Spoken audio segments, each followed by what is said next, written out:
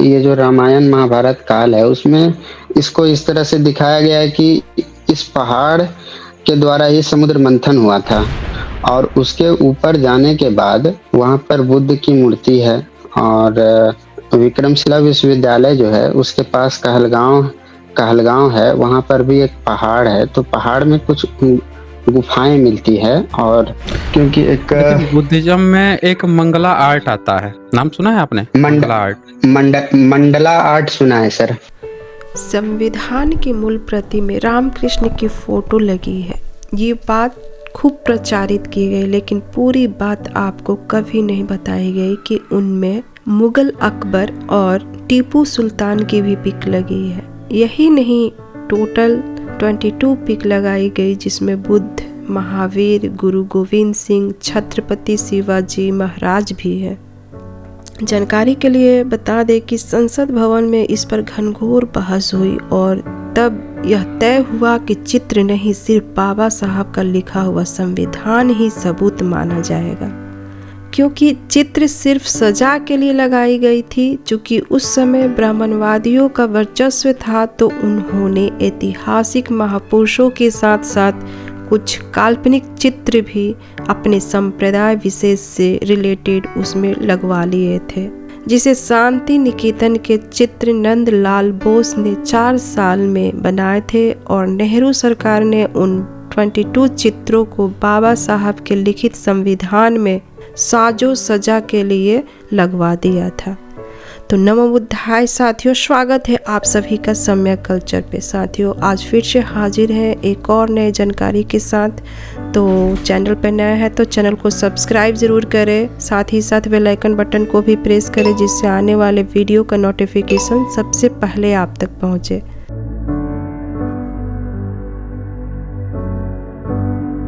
हाँ जी, संजय शाह जी बताएं क्या कहना चाहते हैं। सर नमस्कार, नमो बुधाय। हाँ। सर बहुत बहुत धन्यवाद आपको जो आज हमको टाइम दिए, बहुत लंबा टाइम से मैं आपको सुन रहा हूँ। सर एक जिज्ञासा था बस आपसे।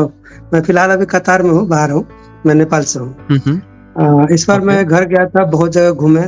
हमको सर एक चीज लगा कि जो बुद्ध का कुछ रिलेशन है तेली कास्ट से। क्यों मैं बता रहा हूँ, सुन लीजिए। जैसे जो जहाँ बुद्ध का जन्म है लुम्बिनी में, वहाँ की नदी जो है उसकी बगल की, उसका नाम है तिलहारा रिवर, यानी कि जिसको वाइली रिवर बोलते हैं। वहाँ पे उसकी दरबार थी। उस सिटी का नाम है तौलियाहवा, यानी तेलियाहवा का ही अपभ्रमित है। और सर एक और जो उसका पुरानी और भी दो एक दरबार है जिसका नाम है तिलहारा कोट। और जो आपका वैशाली का जो उत्खनन हुआ, वहाँ भी आपको उस टीला को बनिया टीला या तेलिया टीला बोला जाता था। और जैसे नालंदा की जो सर्च हुआ, तो वहाँ भी जो बुद्ध की मूर्ति मिली उसको भी तेलियाहवा बाबा बोलते हैं। तो सर क्या मैं यह मान सकता हूँ, बहुत ऐसे और भी बहुत सर्च है जो उससे हमको लगता है कि वहाँ उसका कुछ रिलेशन है। सर इसमें आपका क्या विचार है, मैं जानना चाहता हूँ। सर जानकारी के लिए बहुत आपको धन्यवाद दूंगा। देखिए, भारत में कोई एक जाति नहीं, सारी जातियों का ही उद्भव बुद्ध से हुआ है। बुद्धिज्म के उसी सिद्धांत को ही तोड़ के खत्म करके ये सारी जातियां बनी हैं। तो आप जैसे उससे जाति से ऊपर उठेंगे, पीछे जाएंगे, तो आपका ओरिजिन बुद्धिज्म में ही मिलेगा। वो तो मानते हैं, उसको हम एक्सेप्ट करते हैं, लेकिन सर ऐसा क्यों है? जैसे मतलब जो उसका जन्म का स्थान का जो रिवर है, उसका नाम तिलहारा रिवर है। नहीं, वो आप सही कह रहे हैं। तिलहारा यूनिवर्सिटी भी मिला है। तिलहारा जो है बिहार में नालंदा के से 45 किलोमीटर पर वो यूनिवर्सिटी भी मिला है। एक और है जो आपको जो मुंडेश्वरी मंदिर से भी थोड़ा आगे जो आपका एक झील है, जो वहाँ भी मतलब देखिएगा बुद्धिज्म का स्थान है, वो भी उसको भी तिलहारा झील बोलते हैं। और जो बहुत जो तेलेजू भवानी है जो काठमांडू का, वो भी उसका भी मतलब ऐसा तेले से ना मतलब रिलेशन है। और भी बहुत जगह मैं देखा हूँ जो कुछ उसका बहुत करीब लगता है। जैसे जो ये वैशाली वाला जो उत्खनन है, वहाँ भी उसको बनिया टीला बोला गया। और जहाँ भी बिहुला सती का स्थान देखा जाता है, वहाँ भी उसको बनिया टीला तेलिया मतलब वहाँ स्तूप को उसको ऐसा बोला जाता है। बार बार बहुत जगह मैं इसको सर्च किया हूँ, मैं भी आपका बहुत दिनों से ये सुनता हूँ और इतिहास का बहुत स्टडी करता हूँ। मैं नेपाल से हूँ, फिर भी बहुत इसका सर्च में लगे हुए हैं। इसलिए मैं आपसे पूछा कि हमसे तो कहीं ना कहीं आप ज्यादा जानते होंगे इसके बारे में, इसलिए अब एक जिज्ञासा था बहुत दिनों से, इसलिए आपके पास रखा था। देखिए, भारत में जिन भी जाति को भूवादी बोलता है कि ये नीची जाति है या शूद्र हैं, अछूत है, अंत्यज है, उस सब लोग बुद्धिस्ट हैं। A to Z वो लोग बुद्धिस्ट हैं। जी जी, समझ रहे ना, ये पुख्ता प्रमाण है। बाकी आप जो बोले हैं डेटा, वो भी सत्य के काफी करीब है। ठीक है, ओके संजय शाह जी, ओके, बहुत बहुत धन्यवाद सर। चले आगे बढ़ते हैं हम लोग। हाँ जी, नीड टू नो। सर, हाँ जी, जय भीम जी, बताइए सर। मुझे कुछ हिस्ट्री के बारे में बतानी है। हाँ बोलिए। हाँ सर। सर जो बुद्ध का, हाँ सर, बुद्ध का जो कहते हैं ना, मैं तैयार कर दिए हैं, थोड़ा सा बोल दो सर। टाइम मिलेगा क्या? 2500 वर्ष पूर्व जिस दिन गौतम बुद्ध का महापरिनिर्वाण हुआ था ना, ख्रीष्ट पूर्व 543 543 बुद्ध पूर्णिमा, उसको भी बुद्ध पूर्णिमा भी कहा जाता है। एक दिन ही हुआ था ना उसका जन्म और मृत्यु। ठीक उसी दिन कलिंग का जो राजपुत्र विजय उसके 700 अनुचरों के साथ वो श्रीलंका, आज का श्रीलंका, उस वक्त नहीं था, श्रीलंका आविष्कार किए थे। उस दिन वो घंच जंगल के परिपूर्ण था वो श्रीलंका। वहां पे नाग, जख, वो सब आदिवासी रहते थे। जो विजय जो है राजकुमार, वो जक्ष कन्या जो है उसका नाम था कुवेनी। उसको वहां पे वो शादी कर लिए गांधार वृत्ति से। आज कहा जाता है गांधार वृत्ति। उस टाइम वो शादी कर लिए थे। और उनका जो अनुचर भी गए थे ना, वो भी सब शादी कर लिए थे।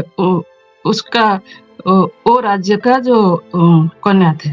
वो जो अनुचर है उसके, वो सब मिलकर ग्राम, नगर, कृषि क्षेत्र, जलाशय, वो सब निर्माण कर लिए और ताम्रपन्नी साम्राज्य उसको प्रतिष्ठा किए। अब ताम्रपन्नी उस वक्त तामपन्नी होगा। कलिंग का जो राजधानी था उस वक्त सिंहपुर, अभी भी है सिंहभूमि जिसको कहा जाता है। सिंहपुर का जो मूल निवासी राजा था उसका नाम था राजा सिंहबाहु। सिंहबाहु का जो बेटा था वो है विजय, इसलिए वो विजय जो है उस क्षेत्र का नाम रख दिया सिंहल। वो पूरा वो उस वक्त सिंहल ही था, अब श्रीलंका कर दिया इन लोगों ने, सिंहल रख दिए। वो जो उनका जो 700 अनुचर है उनका भी परिवार हो गया, वहां पे सिंहल जाति हो गए। तो उस सिंहल का इतिहास में वो विजय को उसका प्रथम सम्राट घोषित कर दिए। बुद्ध का वंश के साथ वो कलिंग का राजपुत्र जो विजय है उनका खून का रिश्ता था। वो रिश्तेदार थे। उसका जो वंश तरह है 37 पीढ़ी, वो दीर्घ 609 वर्ष वो सिंहल में शासन किए थे। उस टाइम वो लोग सिंहल में तामपन्नी उपनिषद स्थापन किए थे। और विजय का जो उस टाइम वो आदर्श शासन, जनहितकर कार्य, धर्मपीठ निर्माण, धर्मपीठ माने बुद्ध का, अंतर्जातीय नौ वाणिज्य, ये सब किए थे। सिंहल का जो विजय का जो साम्राज्य स्थापन विश्व नौ वाणिज्य का इतिहास में एक गुरुत्वपूर्ण अध्याय सृष्टि किए थे। मध्य प्राच्य पाश्चात्य नौ वाणिज्य इसका मिलन भी हुआ था। सिंहल में जनबसती होने के बाद उसको वो जो साधव लोग थे कलिंग का, सब जाते थे ना पहले विभिन्न देश विदेश, उस रास्ते से तो जाते थे। उसके बाद जो ख्रीष्ट पूर्व 307 में सम्राट अशोक का पुत्र महेंद्र सिंहल को गए थे बौद्ध धर्म प्रचार करने के लिए। उनका जो कन्या थे संघमित्रा, वो भी ख्रीष्ट पूर्व 228 में गए थे। वो गए थे कलिंग का कारीगर लोगों को साथ में लेकर सिंहगढ़ को गए थे।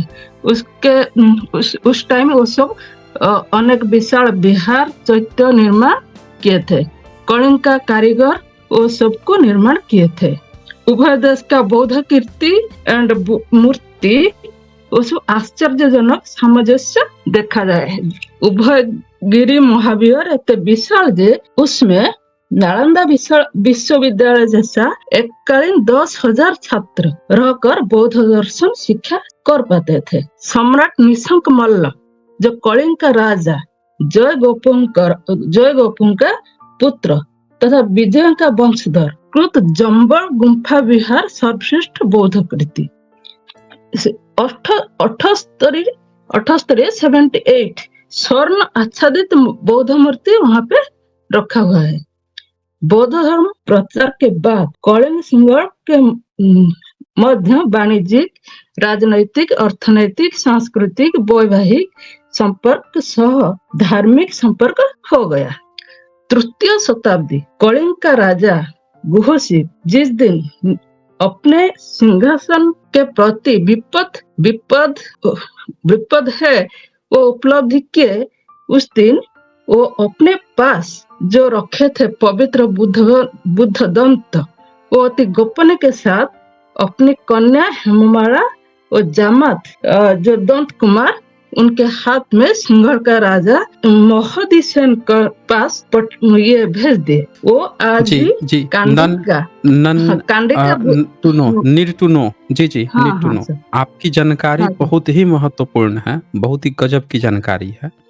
लेकिन हाँ, सर। जो थोड़ा सा आपका जो डेटा है ना प्रेजेंट करने का, हाँ। उससे क्या हाँ, होता है ना, पब्लिक जो है वो भाग जा रही है, वो सुन नहीं पा रही है, क्योंकि इन लोगों को थोड़ा सा फ्लुएंट हिंदी के वो है, तो थोड़ा सा हाँ, उसमें सर। आपकी जानकारी जो है बहुत ही गजब की है, बहुत जबरदस्त जानकारी आप बता रही हैं। मैं आपसे ये कहूँगा कि आप ये जो जानकारी दे रही हैं इसको आप या तो लिख के आप कमेंट हाँ, में भी आप डालेंगी, उसको हम लोग पिन कर देंगे, वहां से भी लोग पढ़ सकते हैं। हिंदी देवनागरी और लिपि में तो एक- आप लिख पाती होंगी? हाँ लिख पाती हूँ, हिंदी में हाँ, भी लिख हाँ, पाती उसको हूँ, आप- लेकिन पढ़ने में मुझे थोड़ी दिक्कत होता है। और हाँ, ये कोई सब बात नहीं है, मैं कोई बात नहीं है। कलेक्ट करके उसको रखा आप है। कमेंट में अगर आप लिखेंगी ना, उसको मैं पिन कर दूंगा, तो उसको लोग पढ़ सकते हैं जी। ठीक है। और जो हाँ सर, और जो हाँ। ये बोलते हैं ना जो ये जो बोलते हैं जो वेद जो है और ये सब है जो पहले था, ये सब नहीं था पहले। वेद नहीं था और ये रामचरितमानस को पहले रख दिया, पहले प्रिंट कर दिया प्रिंटिंग मशीन में। वेद होता तो उससे प्रिंट करते, वेद नहीं था। और हिंदी और संस्कृत में जो रामायण महाभारत है वो भी नहीं था, वो सब प्राकृत में था। सब बाद में किए हैं, सब बाद में किए हैं। आप इसको जो है ना, इसको आप डेटा को आप लिख दीजिएगा, जब भी कोई वीडियो हो ना उसमें आप लेटेस्ट वीडियो उसके कमेंट में आप लिख के अगर पेस्ट करेंगी, उसका एक कॉपी आप बना लीजिएगा। कभी कभी क्या होता है कि अगर कुछ ब्लॉक वर्ड्स हैं तो स्पैम हो जाएगा। पूरा कमेंट तो लिखेंगी, कॉपी अगर उसको नहीं किए रहेंगी तो हो सकता है कि 30 सेकंड में। हाँ, तो उसमें आप जो है ना हर एक वीडियो में आप कमेंट कर दिया कीजिए, उसको मैं पिन कर दूंगा। लोग जब कमेंट पढ़ते हैं उनको ये पूरा जानकारी मिल जाएगी। ठीक है, बहुत बढ़िया। ओके, हाँ सर, ठीक है। हाँ, ओके। क्योंकि वैसा होता है ना कि आपके पास जानकारी तो बहुत है, लेकिन अगर आप फ्लुएंट नहीं हैं तो फिर जब लोग नहीं सुनेंगे यहाँ पे तो फिर उसका कोई मतलब नहीं रह जाएगा ना फिर। और आपकी जानकारी वैसे बहुत गजब की है, लेकिन भाषा की थोड़ी सी प्रॉब्लम आ रही है, फ्लुएंसी की। सुशील कुमार, आपको डिबेट करना है? नमस्कार सर। यस सर, मुझे आपसे कुछ बातें पूछनी भी है और कुछ डिबेट भी कर लेंगे। बोलिए।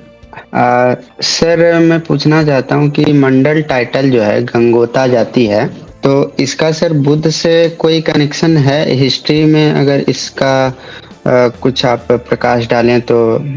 क्योंकि एक बुद्धिज्म में एक मंगला आर्ट आता है, नाम सुना है आपने? मंगला आर्ट, मंडला आर्ट सुना है सर। हाँ, वो मंडला आर्ट जो है उसका नाम ही है मंडला आर्ट। आप सोचिए कि जो मंडल सरनेम है इसका और कहाँ से ओरिजिन हो सकता है। और तो सर जैसे कि कोई जैसे अगर संवैधानिक चीज में देखा जाए तो कहा जाता है कि ये मतलब कि मंडल तो बहुत जगह आता है, जैसे मतलब ये कैसे कहें कि जैसे संसद मंडल इस तरह का जैसे कुछ उपयोग होता है, मंडल कई जगहों पर उपयोग होता है सर। हाँ, प्रयोग होता है लेकिन उसका तो सबूत भी तो होना चाहिए ना। जी वही तो मैं आपसे थोड़ा पूछना चाह रहा हूँ, जानना अब चाह रहा वो हूँ। जनजाति है ना, वो जनजाति हैं, अगर उनका कुछ भारत में फिलॉसफी कितनी तरह की पढ़ाई जाती है, जैनिज्म की पढ़ाई जाती है, वैदिक पढ़ाई जाती है, बुद्धिज्म की पढ़ाई जाती है, तो जी और किसी ट्राइबल्स की कोई फिलॉसफी पढ़ाई जाती है? जी नहीं। नहीं पढ़ाई जाती। ये सब लोग आएंगे, इन्हीं तीनों में से किसी एक के अंदर आएंगे। जैनिज्म, समझ रहे हैं बुद्धिज्म ना? और जी जैनिज्म हो गया, बुद्धिज्म हो गया, वैदिक तो अपना उसका एकदम क्लियर कट फंडा है कि वो बहुवादी है, किसी और को घुसने नहीं देता उसमें, तो उसमें तो आप छट जी गए। जैनिज्म का कुछ प्रचार प्रसार नहीं है, तो सब लोग जो फिलॉसफी होती है ना, किसी भी देश की कोई भी चीज जब खड़ा होता है तो वो कहीं ना कहीं जुड़ा होता है वहाँ का, आपके आचार विचार, आपके जीवन पहनावे, वो आपकी फिलॉसफी से झलकती ही है। तो बुद्धिज्म ही बचता है जिसके अंदर भारत के सारे लोग आते हैं। आप कितना भी अपने को अलग या सेपरेट करने की कोशिश करें, अंततः आप पर जो इफेक्ट है वो आएगा। जैसे आज की डेट में साइंस का इफेक्ट दुनिया के सारे धर्मों, हर एक लोग पे आया है कि नहीं आया है साइंस का इफेक्ट? वो तो है ही सर। आया है ना साइंस का इफेक्ट। तो उसी तरह से बुद्धिज्म जब पूरे भारत में था, एशिया में था, एशिया से बाहर के देशों में गया, तो उसका इफेक्ट जो है भारत के हर एक जाति जनजाति सब पे आया ही था। समझ रहे हैं ना? हर एक जी जाति जनजाति पे आया हुआ है, उस इफेक्ट से कोई बचा नहीं है। हम चाहें जितना कोई हमको फर्जी इतिहास अंग्रेजों के समय में लिख के गपोड़ के इधर उधर भगा दे, लेकिन असल हकीकत यही है। ठीक है फिर सुशील जी। सर कुछ थोड़ा मैं तार्किक चीजें, मैं अभी के जो धार्मिक चीजें और अभी मैं कुछ जोड़ कर देखता हूँ, तो कुछ मैं उस पर कुछ पूछना चाह रहा हूँ आपसे। जैसे मैं बिलोंग करता हूँ भागलपुर बिहार से, और विक्रमशिला विश्वविद्यालय यहाँ से करीब 30 किलोमीटर के आसपास है। और यहाँ पर सर देखा जाए तो बौसी में मंदार पर्वत है, तो उसको ये जो रामायण महाभारत काल है उसमें इसको इस तरह से दिखाया गया है कि इस पहाड़ के द्वारा ही समुद्र मंथन हुआ था, और उसके ऊपर जाने के बाद वहां पर बुद्ध की मूर्ति है। और विक्रमशिला विश्वविद्यालय जो है उसके पास कहलगांव है, वहां पर भी एक पहाड़ है, तो पहाड़ में कुछ गुफाएं मिलती है। और बौसी मंदार पर्वत है, वहां पर भी कुछ गुफाएं हैं। और ये भागलपुर में एक जगह है, वो जगह का नाम मुझे याद नहीं आ रहा है, लेकिन वहां पर भी गुफा है। तो ये सर मुझे समझ नहीं आता, लोगों को यही जानकारी है कि समुद्र मंथन हुआ था और रामायण की सारी ये सब बातें, लेकिन जो विक्रमशिला विश्वविद्यालय का जो खंडर है इसके बारे में, यहाँ के आचार्यों के बारे में किसी को कोई जानकारी नहीं है। अगर मैं दिख रहा है आपको स्क्रीन पे? स्क्रीन दिख रहा है आपको? जी इसमें समुद्र पेरिस मंथन चल म्यूजियम। रहा है। हाँ, समुद्र मंथन चल रहा है, नीचे एक कछुआ है, दिख रहा है? जी और ये जितने लोग समुद्र मंथन कर रहे हैं कछुए के ऊपर, इनके कान, सर के बाल, पहनावा देख के जरा बताइए तो ये कौन से धर्म के हैं? सर ये क्या? मैं हाँ जी। कान से तो मैं सर मैं नहीं समझ पाऊंगा, क्योंकि उतना डिटेल मुझे मालूम नहीं है बुद्धिज्म के मूर्तियों के बारे में। अच्छा, आपको मूर्तियां बुद्धिज्म के आइडिया नहीं है? कान और सर नहीं का मतलब पहनावा देख कान, के आपको नहीं लग रहा है? अच्छा अच्छा, एक मिनट, एक मिनट। सर पर कोई बात घुंघराले नहीं। बाल होते हैं सर। घुंघराले मतलब ये आपको देख के नहीं आइडिया लग रहा है? अब दिखाता हूँ, एक दूसरा दिखाता हूँ। अब देखिए तो। ये तो रामायण महाभारत में इस तरह से दिखाया जाता है ना सर। अच्छा, अब ये बताइए एक कि कौन से लोग हैं? एक तरफ कौन से लोग खड़े हैं? एक तरफ मूछ तो है, दोनों ही तरफ शायद नहीं, एक एक तरफ देवता, एक तरफ असुर, ऐसा है लगता है। अच्छा, देवता असुर आप तुरंत पहचान लिए हैं।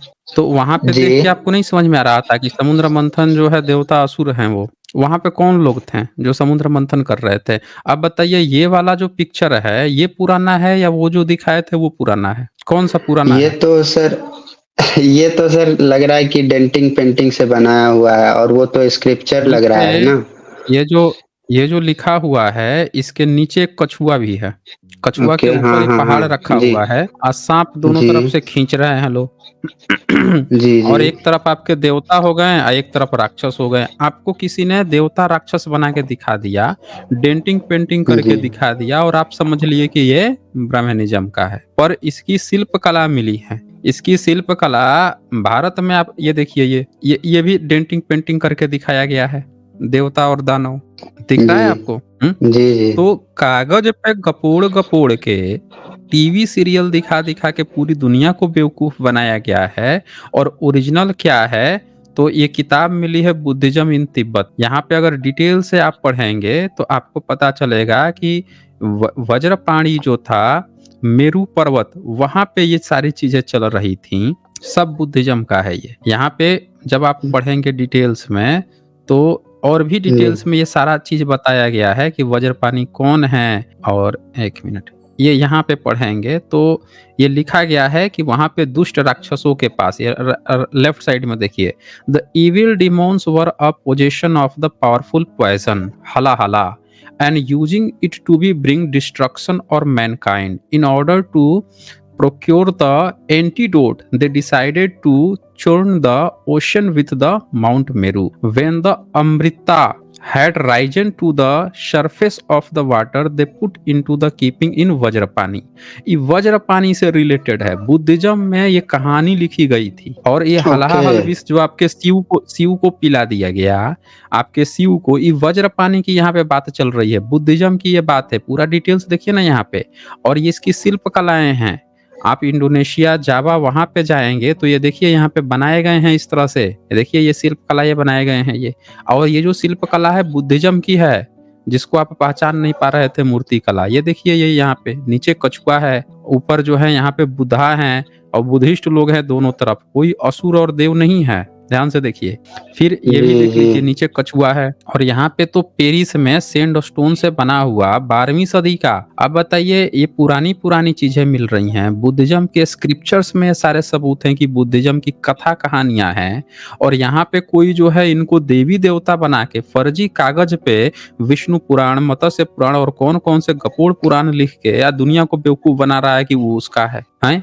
बुद्धिज्म की कथा कहानियों को चोरी करके कागज पे पेंटिंग डेंटिंग करके, आपको दिख नहीं रहा है कि दोनों तरफ बुद्धिस्ट लोग हैं? जी। अभी कान जो है अभी हम गौर लंबे किए लंबे तो हैं। काफी नीचे लंबे लंबे हैं। जी जी हाँ, जी। बुद्धिज्म का है ना ये। अब बताइए कि ये पुराना है, 12वीं सदी का ये सब मिल रहा है, बुद्धिस्ट देशों में ये सब मिल रहा है, ये सब पुराना है। बुद्धिस्ट के स्क्रिप्चर में मिल रहे हैं कि वज्रपानी का है, या फिर ये जो इन्होंने अपने कागज पे अंग्रेजों के समय में गपोड़ा है, जो डेंटिंग पेंटिंग करके चित्र बनाई है, ये पुराना है। बताइए कौन पुराना है? स्क्रिप्चर पुराना होगा और वो साक्ष्य माना जाएगा सर। ये पेंटिंग तो इसका क्या है?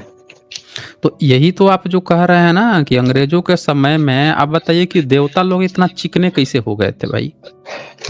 अंग्रेज ही तो एकदम क्लियर चिकना रहता था, क्लीन फेस जी है। असुर कौन, दाढ़ी जी मूछ कौन रखता था भाई? किसको देख के दाढ़ी मूछ वाला रखवा दिए? तो ये हकीकत है ना। आप हर एक चीज बुद्धिज्म का है, इनका बस कॉपी पेस्ट है। ठीक है, चलें। तो उम्मीद करती हूँ कि आज का ये डिबेट बहुत ही जानकारी से भरपूर रहा होगा। तो ऐसे ही अपना प्यार बनाए रखें और हम मिलते हैं एक और नए जानकारी के साथ। तो नमो बुद्धाय।